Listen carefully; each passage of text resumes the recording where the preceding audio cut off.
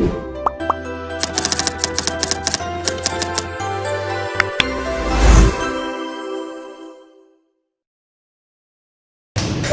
warahmatullahi wabarakatuh.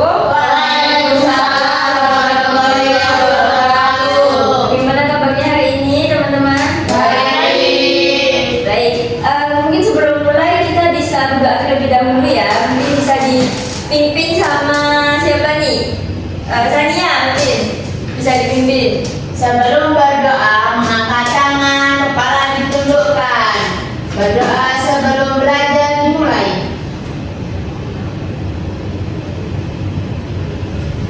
Berdoa selesai. Baik, terima kasih Sania. Mungkin kan kalau misalkan yang pertemuan kemarin kita udah membahas tentang bahan makanan, bahan baku makanan. Mungkin sekarang kita akan bahas tentang penyimpanan bahan baku makanan. Ada yang tahu nggak penyimpanan bahan baku makanan itu yang benar itu kayak gimana? Mungkin salah satu contohnya kayak sayur atau daging. Ada yang tahu? Saya Ya, Caca. daging sapi itu penyimpanannya tuh tanpa dicuci, karena kalau dicuci bakterinya semakin berkembang. Setelah itu mungkin dagingnya cuma ditata pakai tisu makan. Setelah itu kita simpan di tempat yang rapat, terus kedap udara, lalu disimpan di suhu minus 18 derajat. Betul banget. Nah, selanjutnya mungkin sebelum kita mulai lebih lanjut, tujuan pembelajaran dari pertemuan kita hari ini, jadi yang pertama mengidentifikasi minimal 5 jenis bahan baku berdasarkan karakteristik fisik dan masa simpan. Kemudian yang kedua menjelaskan prinsip penyimpanan berupa suhu, kelembapan, FIFO, pencegahan kontaminasi silang. Dan yang terakhir yaitu menyusun SOP sederhana penyimpanan bahan baku yang mencakup klasifikasi metode penyimpanan. Nah teman-teman, sebelum kita mulai lebih lanjut, ini ada perbedaan dari daging yang segar sama yang tidak, sama sayur sama yang tidak. Nah mungkin kira-kira kalian tahu nggak apa penyebab daging yang segar itu bisa jadi daging yang busuk seperti ini? Mikroba, kontaminasi bakteri. Benar, suhu, benar, suhu penyimpanannya ya, tidak benar. Bapaknya tidak sedap. Benar. Kemudian yang sayur dari yang segar, kenapa bisa jadi busuk? Biasanya terpapar sinar matahari. Lembab. Lembab, suhunya juga, penyimpanannya juga salah. Jadi hari ini kita akan bahas tentang bagaimana sih penyimpanan bahan baku yang benar. Nah, penyimpanan bahan baku, apa sih itu penyimpanan? Proses menata, menyimpan, dan memelihara bahan makanan kering dan basah, termasuk pencatatan dan pelaporan. Jadi di materi pada hari ini, penyimpanan bahan baku itu bisa meliputi dari pencuciannya terlebih dahulu, kemudian penyimpanan di wadahnya, kemudian tata letak dan jarak dari penyimpanan tersebut, dan suhu dari wadah tersebut. Nah tujuan dari penyimpanan bahan baku ini untuk apa sih? Yang pertama, menjaga mutu makanan tersebut. Kemudian yang kedua, mencegah kerusakan dan kontaminasi silang. Dan yang terakhir yaitu menjamin ketersediaan bahan tepat waktu. Jadi kalau misalkan kita menyimpan bahan baku itu dengan benar, dengan tepat, maka ketersediaan bahan baku itu selalu ada. Jadi tidak dibuang, tidak sia-sia, tidak dibuang dengan sia-sia. Ya betul. Baik. Selanjutnya yaitu sebelum kita masuk ke penyimpanan bahan makanan, jadi bahan makanan itu dibagi menjadi dua. Yang pertama ada perishable yaitu mudah rusak, dan non perishable yaitu tahan lama. Perishable atau mudah rusak ini contohnya itu kayak buah, sayuran, kemudian susu, telur. Itu kan kalau misalkan penyimpanan bahan bakunya tidak di dalam ruangan yang suhu dingin, itu pasti cepat rusak. Kemudian dia itu juga tidak bisa tahan lama. Kalau misalkan non-perishable itu bisa tahan lama karena dia itu rata-rata instan. Jadi kayak mie instan, kemudian soda atau snack-snack itu kan biasa disimpan di tempat kering. Sarden. Ya kalau sarden itu maksudnya non-perishable karena dia tahan lama. Kemudian selanjutnya itu prinsip penyimpanan. Jadi penyimpanan bahan makanan itu harus melihat 5 prinsip ini. Yang pertama yaitu tepat tempat. Jadi penyimpanan bahan baku itu tempat dari penyimpanannya itu harus sesuai dengan jenis bahannya.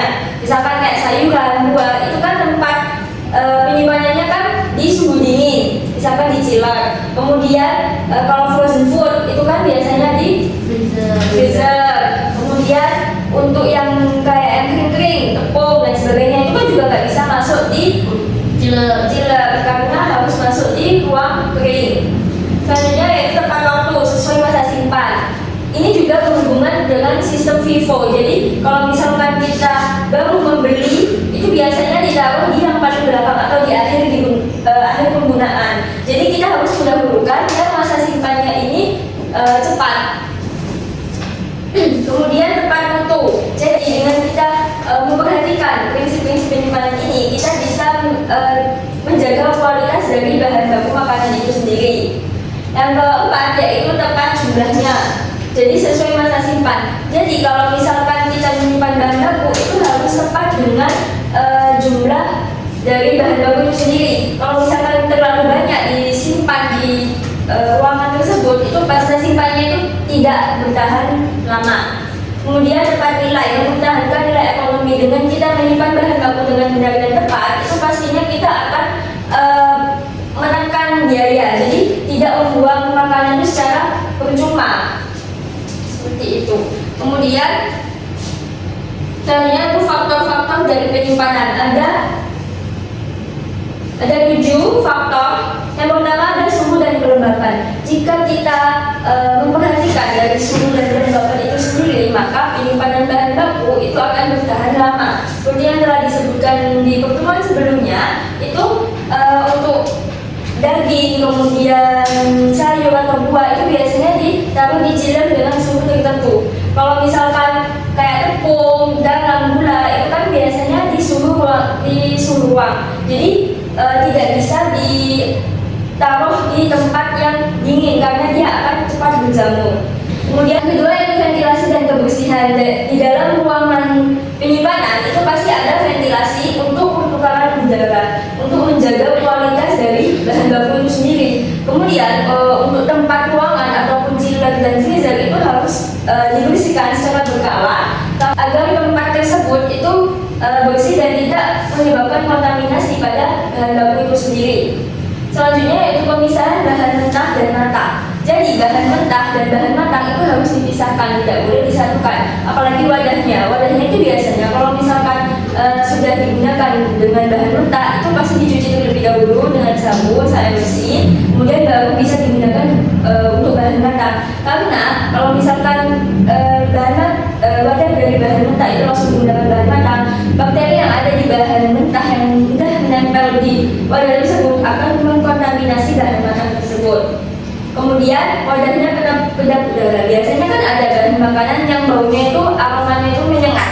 Jadi kalau misalnya kita menggunakan wadah yang kedap udara, kemudian untuk bahan makanan krim juga menggunakan wadah kedap udara, itu akan meminimalisir adanya kontaminasi atau menyebabkan cepat rusaknya bahan makanan tersebut. Selanjutnya untuk tata letak dan jarak. Jadi tata letak ini digunakan agar tidak terjadinya kontaminasi silang antar bahan makanan. Kalau misalkan bahan makanan yang berbau menyengat ditaruh di sampingnya yang berbau netral, itu pasti akan cepat berbau juga. Jadi misalkan yang margarin ini kan cepat menyerap aroma. Jadi kalau misalkan disandingkan dengan bau terasi atau apa, itu kan pasti nanti menular gitu kan baunya. Kemudian sanitasi rutin.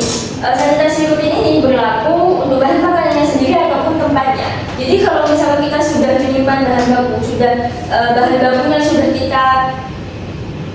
kita olah dengan baik, itu pasti dari tempatnya itu juga harus dibersihkan secara berkala biar tidak mengundang kontaminasi lagi.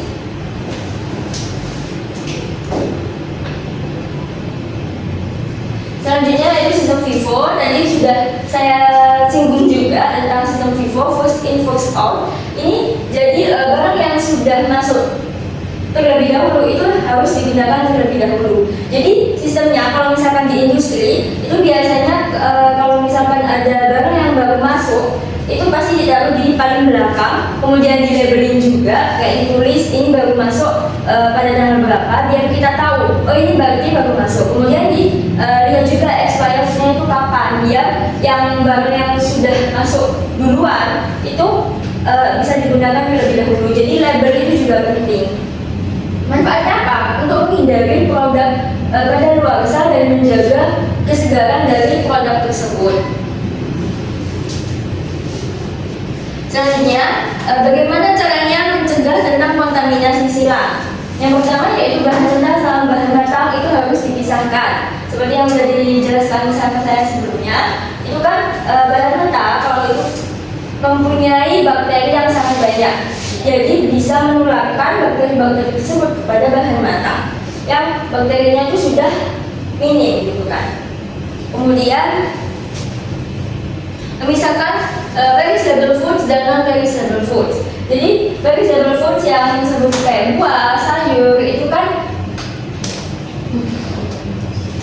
sudah rusak. Jadi kalau misalkan dicampur penyimpanannya sama non perishable foods itu bakalan merusak kualitas dan produk dari bahan baku tersebut.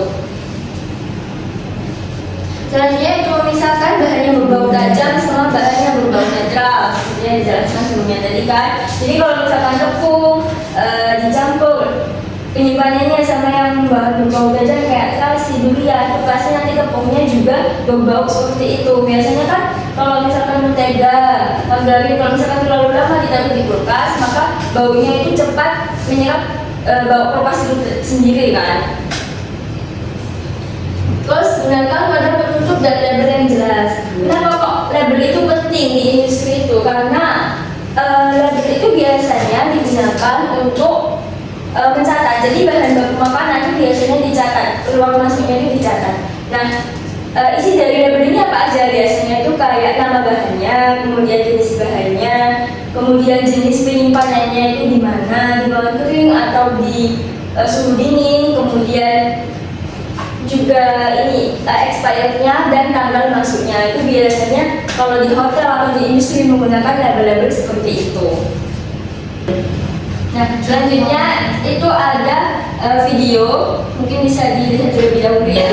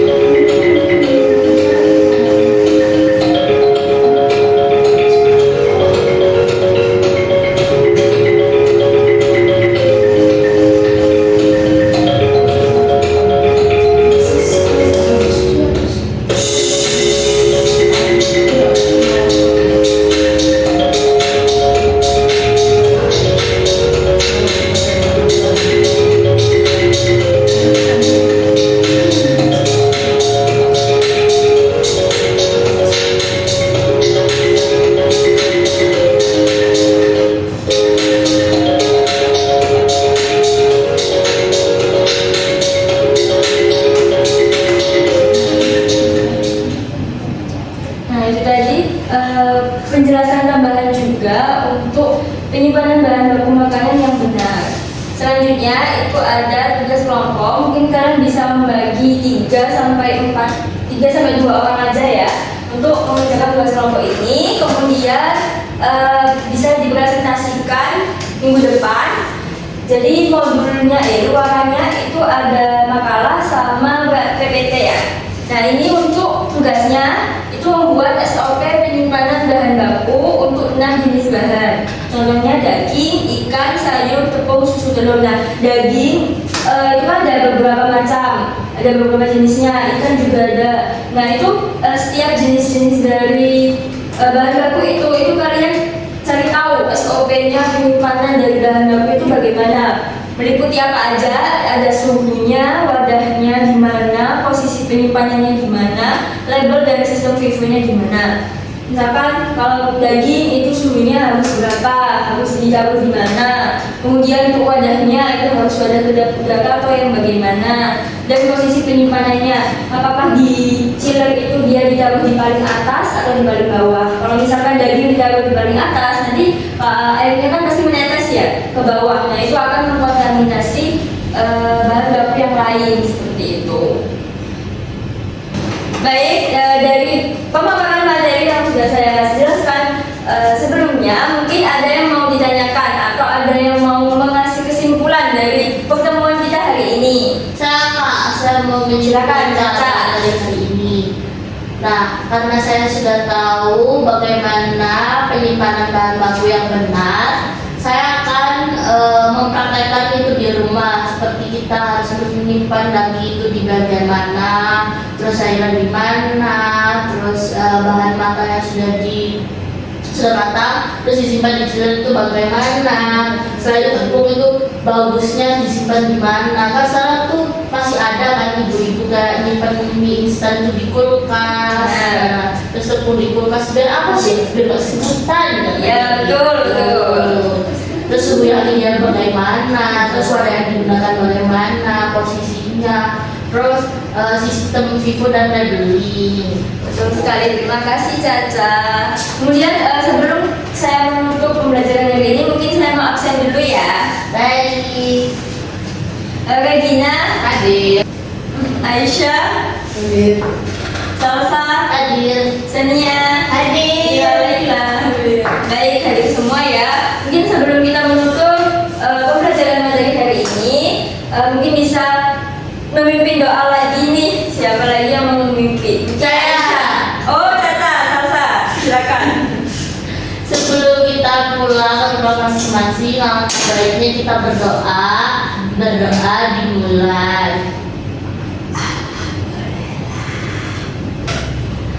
Doa selesai. Baik, terima kasih Caca. Mungkin cukup sekian ya pemaparan materi hari ini, dan jangan lupa tugas kelompoknya dikerjakan. Baik. Presentasi seluruh kelompok. Untuk aktivitasnya dan isi SOP-nya juga diperhatikan. Mungkin nanti saya akan share juga untuk materi hari ini. Sekian, saya tutup ya. Wassalamualaikum